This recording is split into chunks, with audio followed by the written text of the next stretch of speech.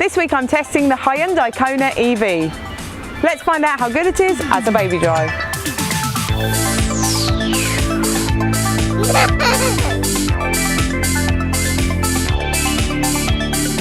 In the back of the electric Kona there are ISOFIX in the two outer seats. They're not within plastic guides and they're quite buried in that seat base, but okay to connect to. There's top tether anchorages on the back of all three backrests. They are within plastic guides and easy to connect to. However, you do need to bring the seat backs forward to post those top tethers through to the boot. Now I can only get two child seats in the back here. I could sit between them just. It wouldn't be an everyday solution, but for occasional use you could. Now legroom is a bit cramped in the back here. We could get a 182 passenger in the driver's seat in front of a rear facing, however it does just feel a bit snug, and that ceiling is quite low as well. In the back of the Kona there are two cup holders in a fold down in the central seat back. They will hold a reusable or a disposable coffee cup. There are two mat pockets on the back of the front seats. Now they will hold an iPad but not conceal it because they're net. The door bins are a good size. They will hold a large refillable water bottle, and there's good size wells for the handles as well. Storage in the front of the Kona is good. There are two cup holders in the central console that will hold a reusable and a disposable coffee cup, and a large refillable water bottle fits in the front one there. In front of there is a cordless phone charging well, and you've got USB and AUX sockets in there too. Behind the cup holders there's a little well I found good for the key, and the central console storage box is not a bad size in here. Now below all this there's a huge storage shelf with a 12-volt socket and a USB socket in there too. The glove box is a good size in here. I could get the iPad and my wallet in with the manual. There's also a sunglasses case in the ceiling, and the door pockets are big enough to hold a large refillable water bottle, and I could get an iPad in there as well. In the boot floor of the Kona there's a really good cargo net that I've used to hold lunch boxes and balls, things like that, in place throughout the week. Underneath that there's a polystyrene tray that's quite good for storage too, and underneath that is where your home charging leads are stored. Let's find out how much we can fit in the boot of the electric Kona. Empty, it will hold 9 shopping bags.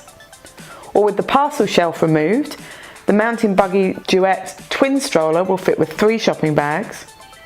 The Britax Flex tandem stroller will fit with 2 shopping bags. Or the Mountain Buggy Urban Jungle single stroller will fit with 4 shopping bags. The Mountain Buggy Nano compact stroller will fit with 6 shopping bags. You could also fit a small dog. I'm completely converted to electric cars. This is fantastic.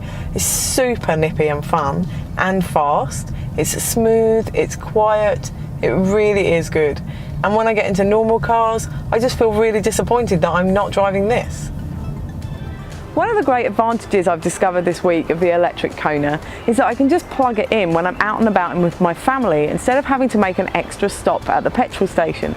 So going to the zoo, for example, the park, the supermarket, the shopping centre, I've just plugged it in, done our family thing, come back, and it's full and ready to go. To charge the Kona, I just open the front of it here, pull out the plug, and then go to the charger on the wall, pull the socket out, turn it on, and plug it in. And then it lights up all sorts of colours, and as long as it goes green, then it's actually charging. And you can see there's a little light to let you know whether or not the battery's full and when it's fully charged. Now one thing I have found with the Kona is most places have a Tesla charger, and this is the one that fits. They do say Tesla charging only, however if there's no other plug it's the one I'm going to have to use. So my daughter's fallen asleep in the back of the Kona EV, and it's fantastic. I can just drive around while she has her nap, just using the battery, not any fuel, and not worry about it. I can park up somewhere, just use the aircon, it's great. The media system in the Kona is really nice and simple and easy to navigate and use. It does have Apple CarPlay and Android Auto, which is great. Now, the electric vehicle option here, when you go into this screen, you can see exactly how much battery you've got and how much range that gives you in terms of Ks. You can also click on here.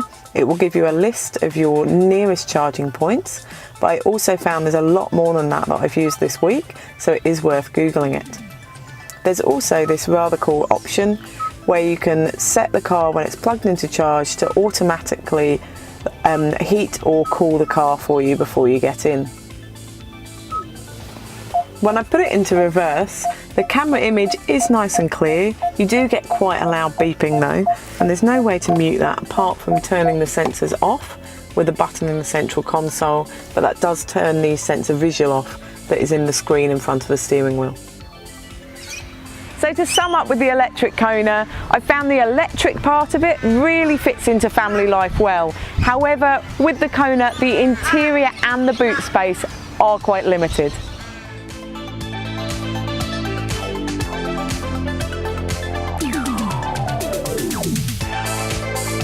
Read the full reviews at BabyDrive.com.au.